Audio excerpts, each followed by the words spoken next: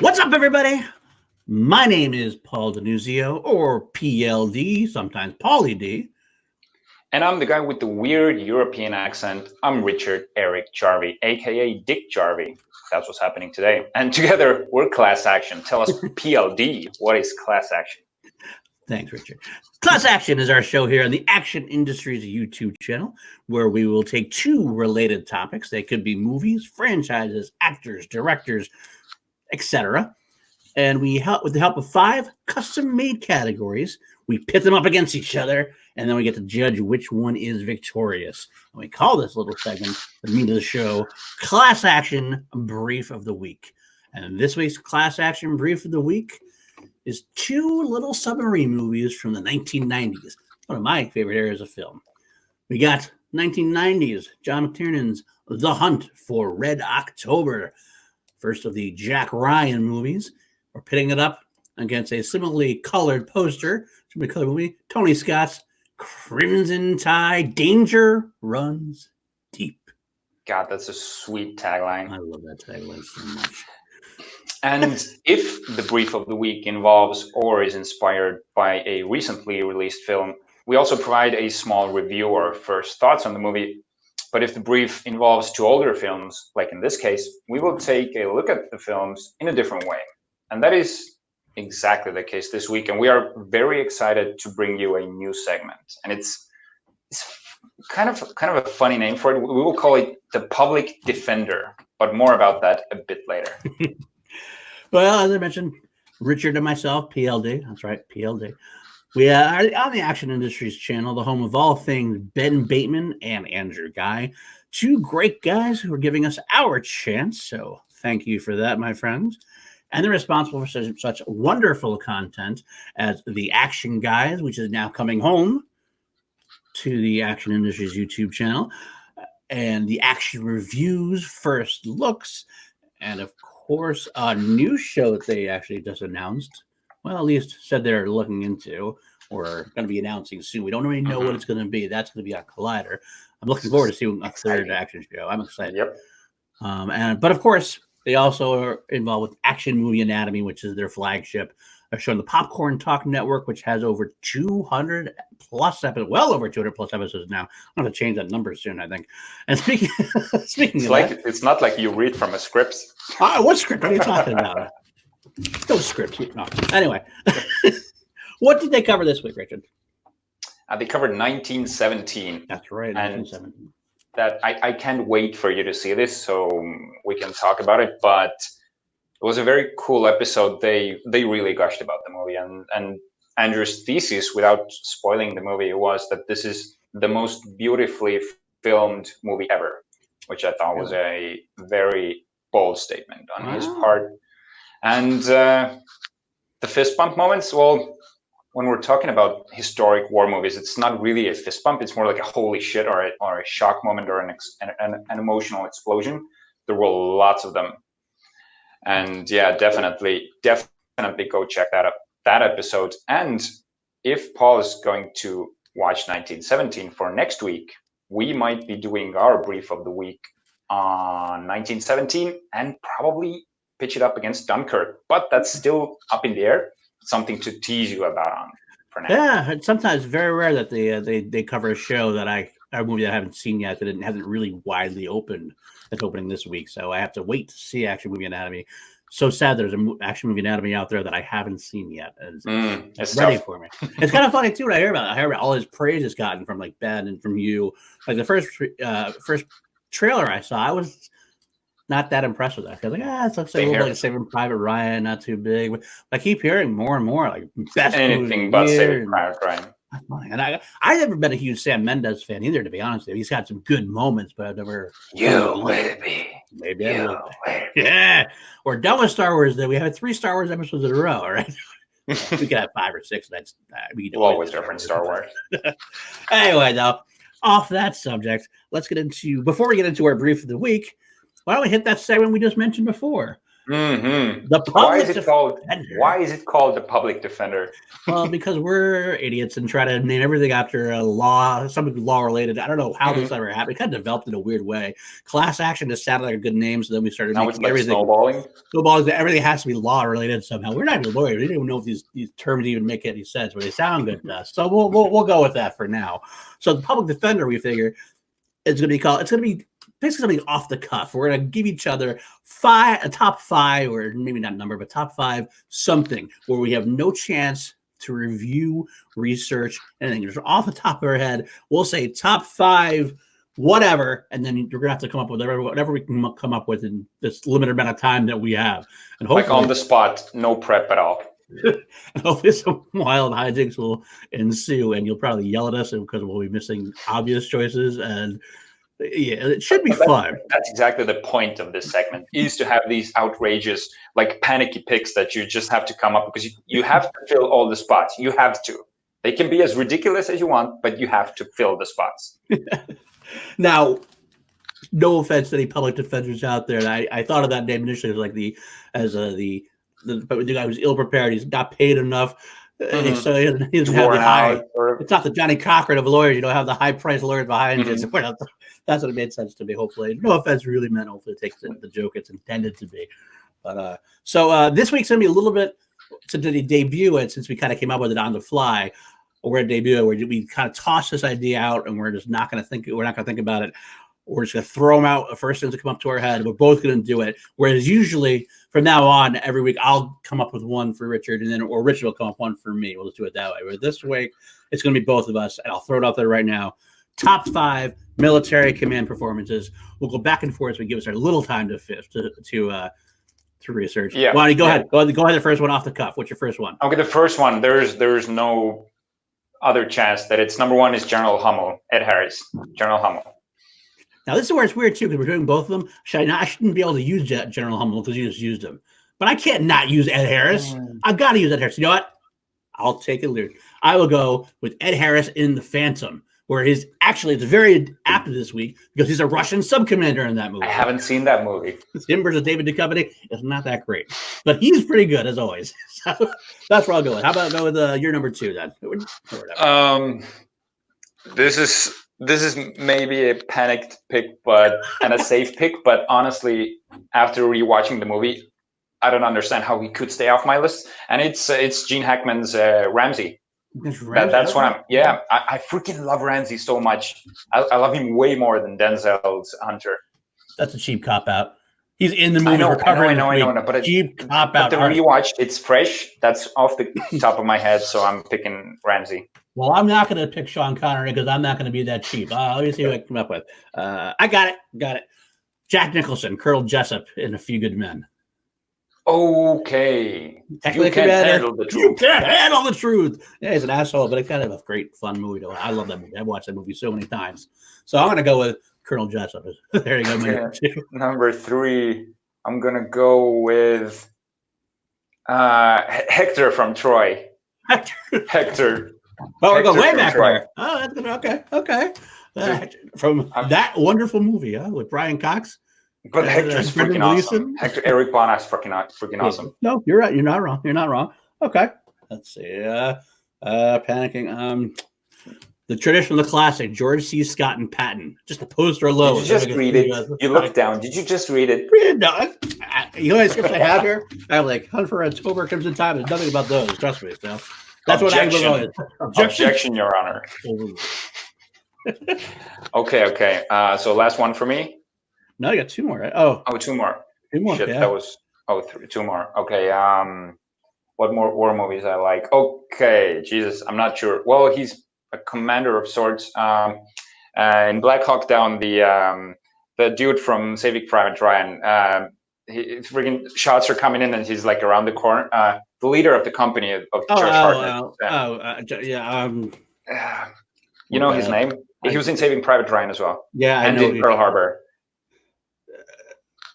I know who you're talking about. I can't remember his name. You know what? Let's look that up. We gotta look it up. I'm looking. Give us yours. Okay, well, I'll go back. I can't think of it at the top of my head. I'll go as Tom Hanks and Saving Private Ryan because we talked about that earlier. Okay. I'm a teacher.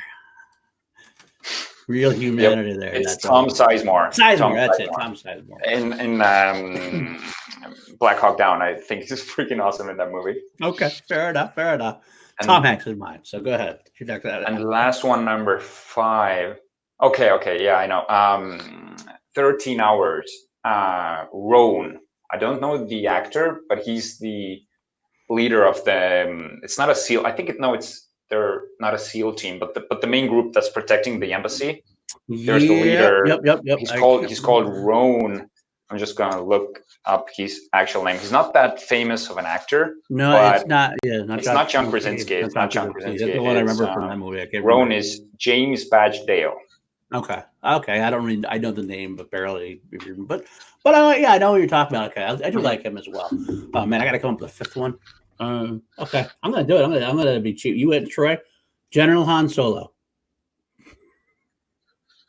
It counts, baby. Military leader General Han Solo. What is he commanding? Return of the Jedi. He commands the forces on the Battle of Endor, the forest moon of Endor. He doesn't command them. He just taps a stormtrooper on the shoulder and runs away. Excuse me, General Solo. Is your team ready? That's what they ask him. Yeah, I guess I gotta let you have it. That's right.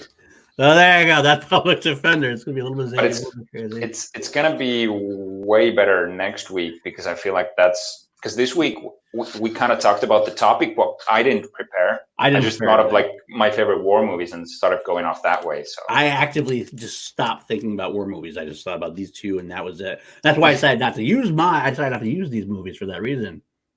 But Ramsey's so sweet, and we'll get into him as we dive into the brief of the week, and no better time for that. Or before we got to mention at least the segment. Yeah, we do have to mention the segment.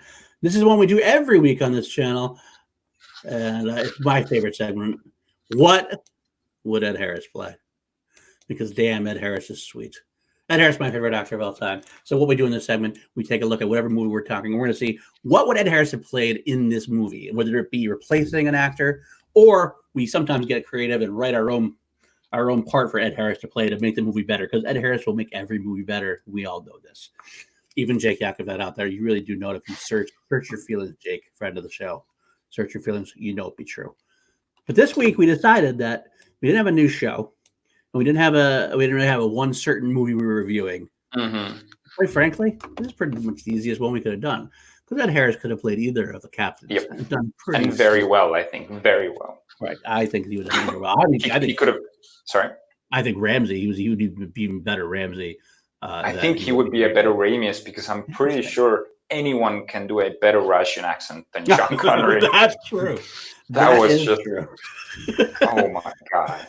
But you can judge it when you see Phantom. If you ever go see Phantom, he's a Russian commander there, so that's his right. Because he's not even like Connery's not even doing an accent. He's just speaking Russian in a Scottish accent. He's a Scottish accent. We're going to get into that. Actually, that's part of the week. Actually, but that's okay. So let's get into it. Then, are we ready? Let's get into the brief of the week. Let's do it. All right. Well, we got 5 categories that are custom made every week. Sometimes are similar to each other because you get to the point where you love pitting up certain things. Like we usually have the better hero, better protagonist, that kind of thing. Sometimes we do better score. Sometimes we do better characters, better directing, better or something. We try to choose something that's appropriate to the films this week. And so we have 5 different categories, of course. This week we have better hero, better villain, but better captain. We actually changed it to better captain because there's no real villains that are the forefront of these movies. They're kind of all in the background. Or the villain is war. They're our country. Like it's like so. War itself. We have the better atmosphere. What I mean by that is, I want to know what felt more like like being in the submarine in the depths of the movie, kind of thing, getting involved. And there's a better. How does it feel to be in that better set pieces and sort of the layout of the subs and you described it much better than I do. So thank you for that. The better threat. What does I mean? Like the better, what our heroes have to overcome in order to save the day and, win the war, so to speak, in this way. Which pretty much, like, if you think about it, is the real villain of the movie. Is the threat's the villain. That's a good point. We never actually Yeah. speaking of off the cuff. That's true. If we wanted to look at that villain category, the threat is really the villain. That's a good call. And then the final category is the better sub crew. And this way, it's a better way to say better supporting cast, but we're going to limit it just to the crews of the USS Alabama and the Red October. Go Bama. Roll Tide. So why don't we start with better hero? Do you want to go first, or do you want me to go first? I think I'll go first. I think. Well, we're pitching Denzel against Baldwin. Both are on the list of my top actors. So this is honestly the toughest category for me from all of the rest. This is all time good. Alec Baldwin. Alec Baldwin. Yeah, he's weirdly made his way up that list. It's like a 30-person list. Okay. But yeah, this really is the toughest category for me. Both of them are like relatively new and inexperienced for their situation at hand. Both of them kind of jump at the problem with like absolute surety. I think Baldwin is more like easygoing at first, but once he gets going, he's going. And Denzel definitely has some of the more like sweeter moments. He has some of the better lines, and he's like has a more commanding presence since he's the XO. But I think I'm going to wildcard this. Well, Denzel seems like the sure choice for me, but I think I'm going to give it to Baldwin's Jack Ryan because I can seriously see him, like, it's sort of like the adrenaline is building in him. And the moment is when he cuts the cord, when he's falling into the water. That's when he's unleashed. He knows for absolute certainty that he has to get on the sub, and he's all in. And he pretty much goes John McClane at the end of the movie against the cook.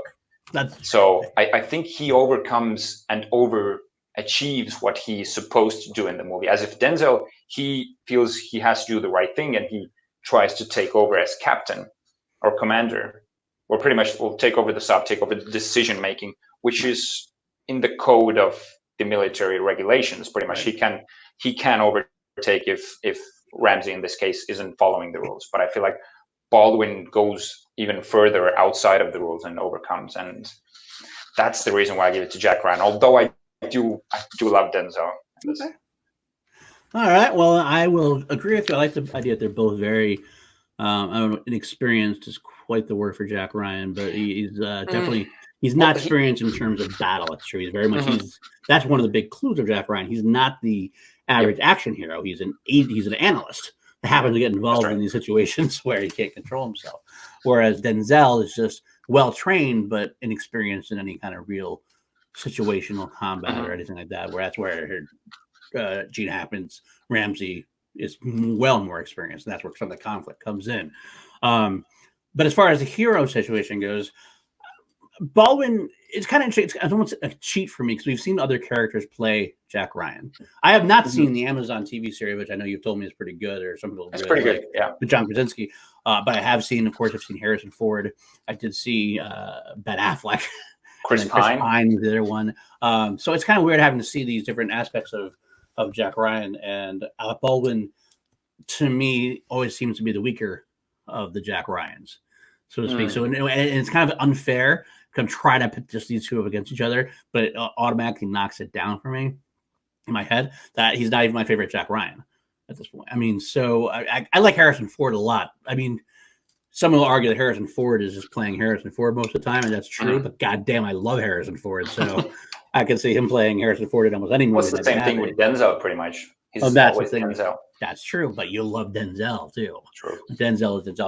I think he's a much better actor than Alec Baldwin is. Alec Baldwin's in his young prime there. I think Alec Baldwin works much better now in like the almost sometimes comedic, sometimes supporting character. Like his role in Mission Impossible was a good one though for him. That kind of role now. He's not quite as suited as Denzel is to take the lead.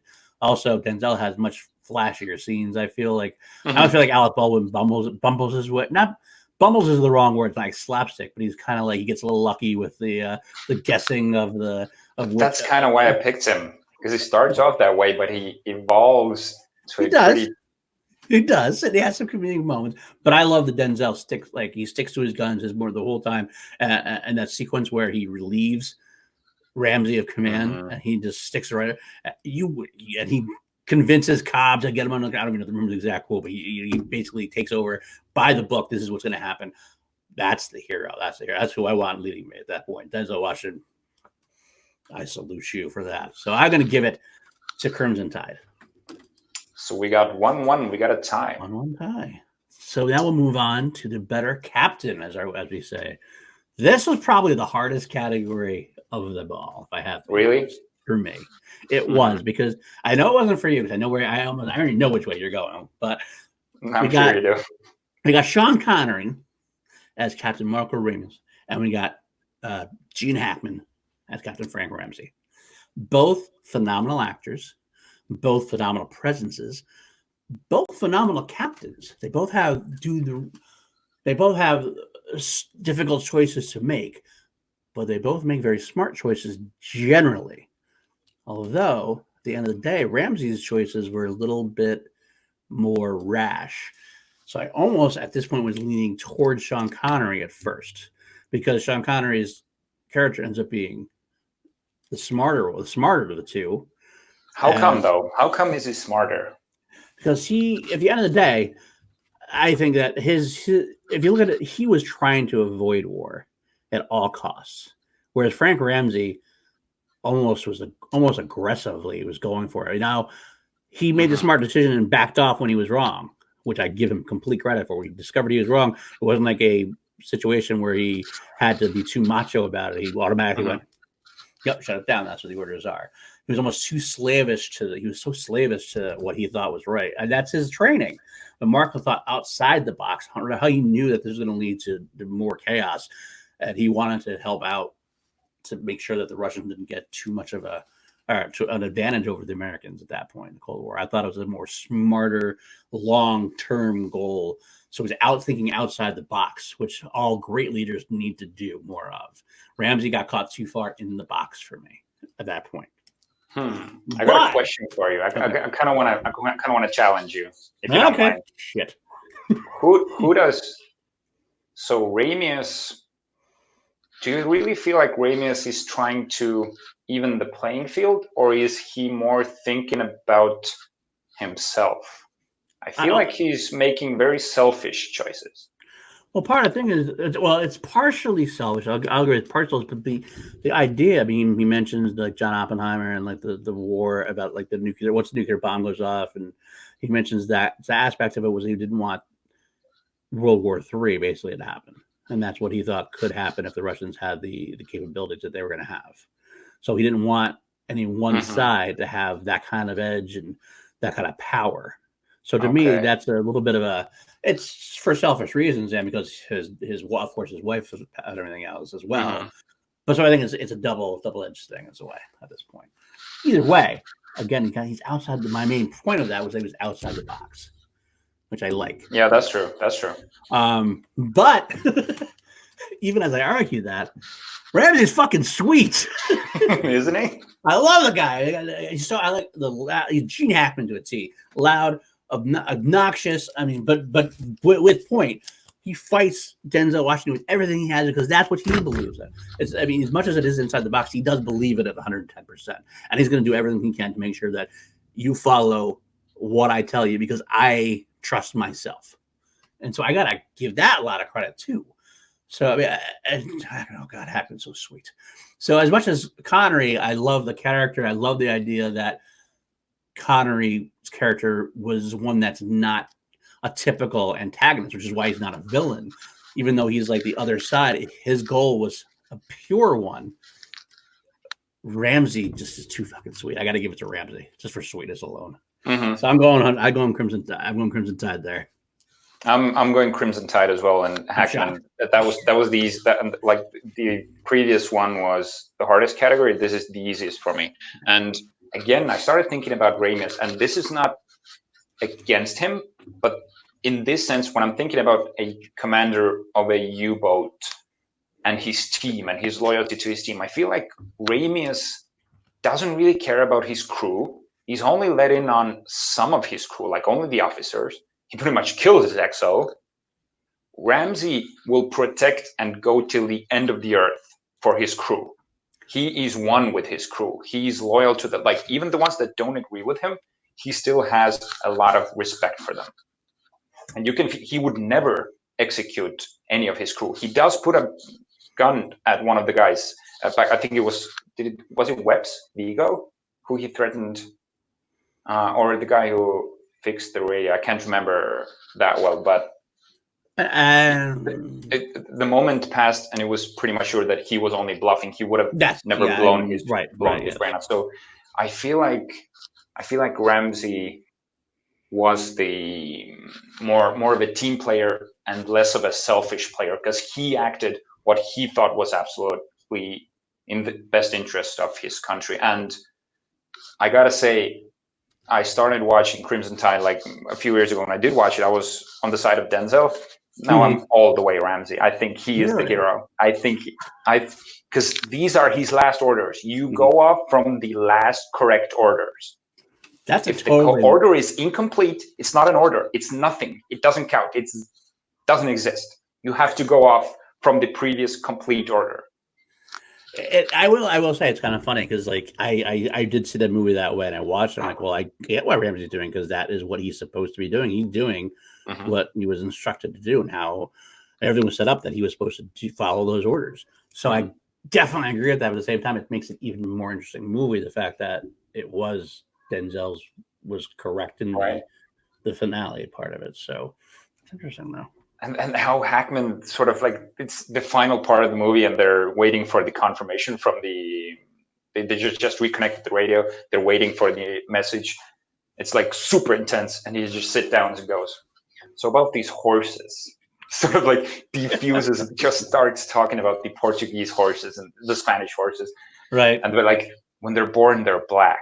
There's sort of this like the way he talks and the way he demeans Denzel throughout the movie. Oh yeah, they're very racial. Sometimes Denzel knows it, sometimes he doesn't, but he's such a little shit to him. But it's so sweet. So this is Hackman, easily Hackman. Okay, all right, I get that. All right, so we'll move on to the better atmosphere. This is yours to start with. Better atmosphere. You know what takes the win for me in this situation is it's the sweat. It's the sweat. Everyone is sweating on the Alabama, and I'm totally stealing this from AMA, from Ben and Drew. Like all the Russian sailors on the Red October, they're pretty much they're like cool as a cucumber. It looks comfortable. It looks comfortable for them there. The set design though is pretty awesome. You can see that they made an effort to make it look Russian and Soviet-like. But in Crimson Tide, you almost feel the stench of the sweat and everything, the claustrophobic feeling. So, and it felt more realistic because of all of that. So, but the sweat, that's what takes it from me. Sweaty Vigo. I hate to do this, but I'm going to say ditto, because that's exactly the kind of thing I'm coming up with. Dude, again, I also say for Ben and Drew a little bit. It is this, but it also is the tense atmosphere that happens in Hunt for Red October is more of a ship-to-ship thing a lot of times. Like Scott Glenn, who also is awesome in Hunt for Red October. I love Scott Glenn as well. Oh yeah, he is. Scott Glenn. Yeah, he doesn't really fit many of our categories, but that so it was a lot more of the ship to ship. It's kind of it's almost detached in a way.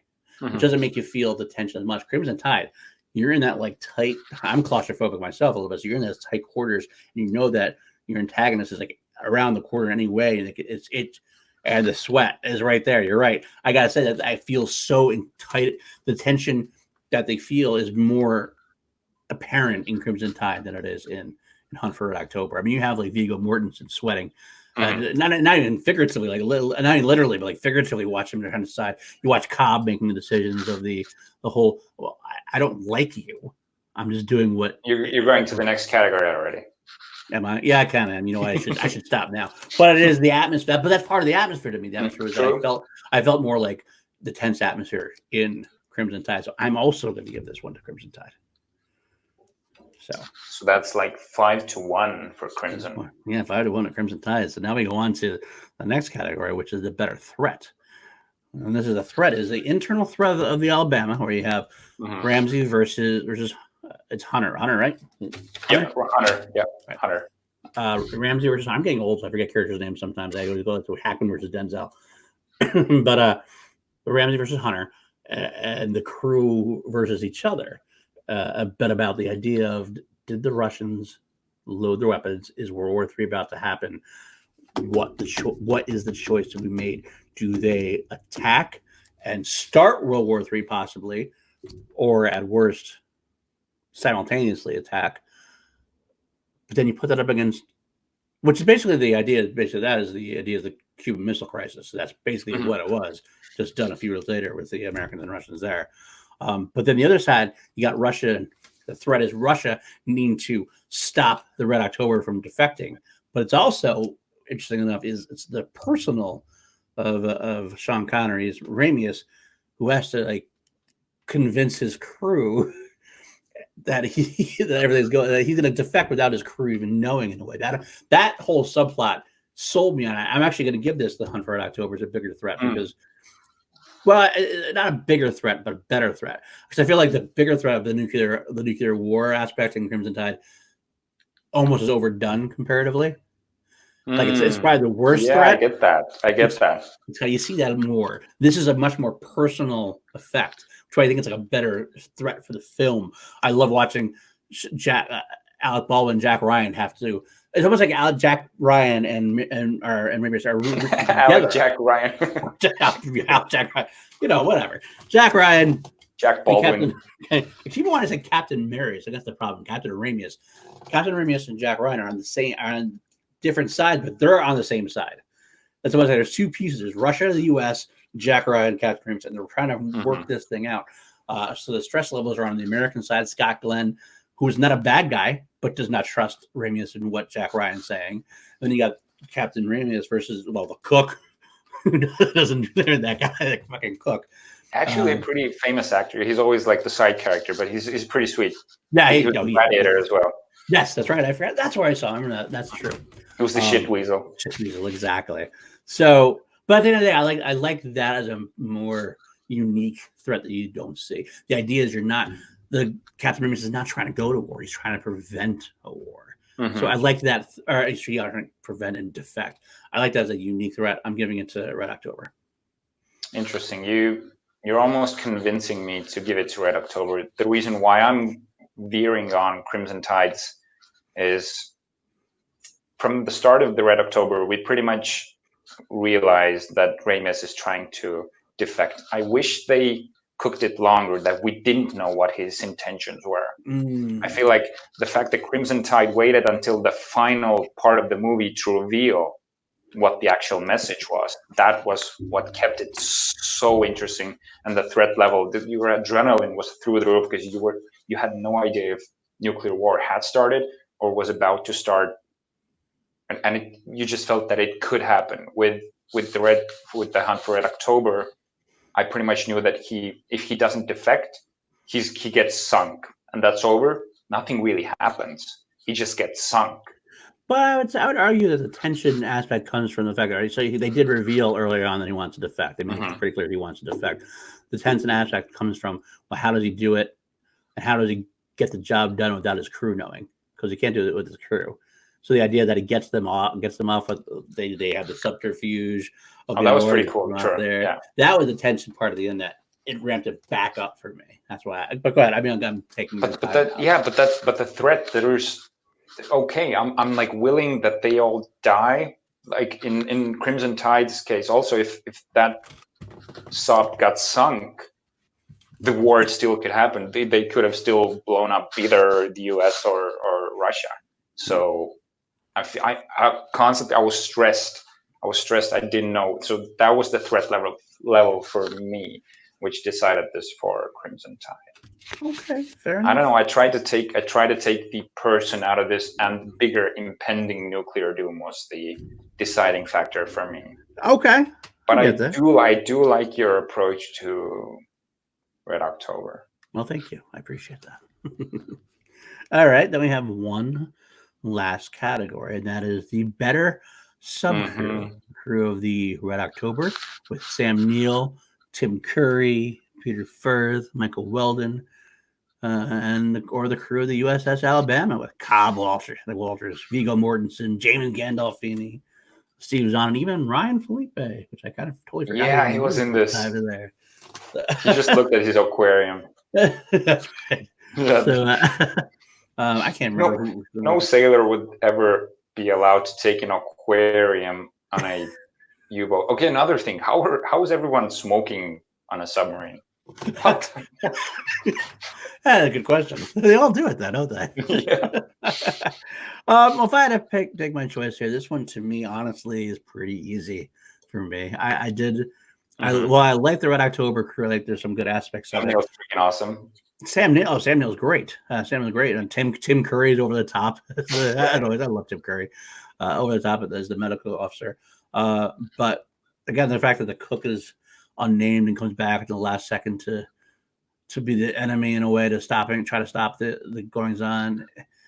It just paled in comparison, like because the USS Alabama was so heavily involved in the mutiny aspects of it. Mm-hmm. I loved Cobb Walters being the way he was. Guy was so loyal to Ramsey, and yet still works with like Denzel, but lets him know I don't thank like you. Fuck you. Fuck you. You were just right in this situation. Right. And then Denzel goes, I thank you anyway. Sweet moment. And then James Gandolfini being the asshole he is in a way. But yes, also Gandolfini. That was the deciding guy for me. Yes, exactly.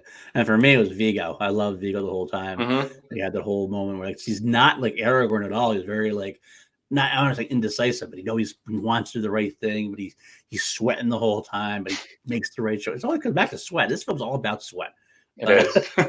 So at the end of the day, I like the crew on the Alabama. I was more invested in the crew of the Alabama, whereas Hunt for October, it was more or less. I was more interested in Ramius, maybe a little bit of Sam Neill too. Yeah, it was mostly Sam Neill. And spoiler alert: when he dies at the end, that's a strong moment, and that almost elevates it to take the category.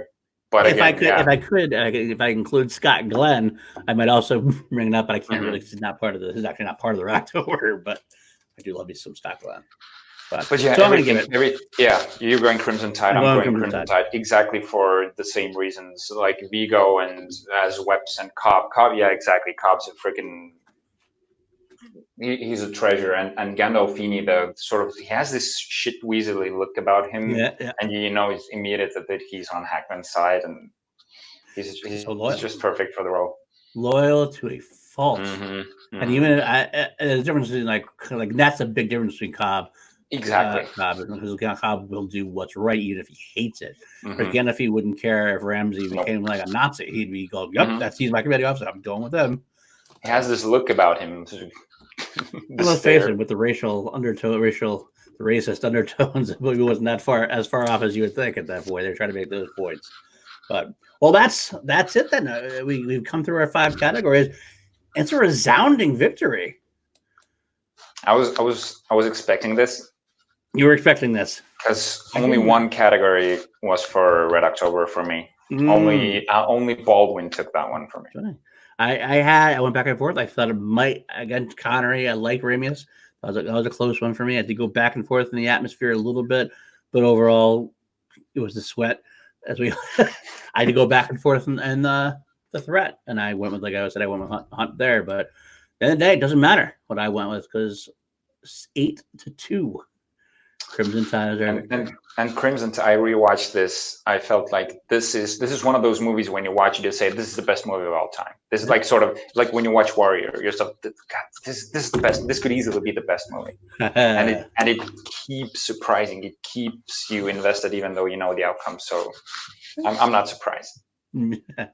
Well, I was a little bit surprised, but in the day, I think both movies are sweet. I love both movies. They're both very good. I want to give Hunt for Red October. It's definitely its due. Watching it this time, I will say now that I think this was actually surprisingly the first time I actually saw the whole thing. Like when I was watching it, I don't remember seeing it in order. I mean, as one who's on cable all the time, I probably watched most of it all the time, but I actually sat down from beginning to end. I don't think I've actually ever done this before, but it was really great to see that. So that's where we are. So I guess we should wrap this thing up. But where can the good folks find you there, Dick? Richard Eric Jarvie on Instagram and on Facebook, and go follow Action Industries on Instagram as well. Find me at Paul_Denuzio on Twitter. You can also find me running the Patreon of Team Action of Ben and Drew, www.patreon.com/Team Action. All sorts of tiers in there. Join the Action Army. We're a fun-loving bunch, let me tell you. Especially the Generals tier is great. Generals and above. We get a Facebook chat, which we've become quite close in that group. The Generals have become a really quite tight-knit group. And we get to talk to Ben and Drew before every live stream they do, every show they do. About 15 minutes before we get to do 10 to 15-minute chat about anything, about the shows they're doing, about life in general. It's great. It's really a lot of fun. So I suggest you guys take that into account. Also, you can find us both on Call to Action, podcast, which deals with the movie trivia schmodown that Ben and Drew are involved with. I forgot to mention that earlier when they're part of that. Movie trivia schmodown, movie trivia with a flair of wrestling or UFC. Big season 7 starting soon in New York, which I am going to be there for. And so excited about that. But Call to Action, we do all sorts of reviews and reactions and all sorts of content on that as well. But that's where we are now, and that's where we will be. Next week, we said earlier, it'll probably be 1917 versus Dunkirk. Mm-hmm. I'll confirm that as soon as I've seen 1917, hopefully this weekend. I'm pretty sure you want to do this. I'm pretty sure I will too. So the only problem will be if I got to find the time to be able to go out and see the movie because it's kind of a busy weekend. So hopefully we'll make it work. But otherwise, guess what? Court is adjourned.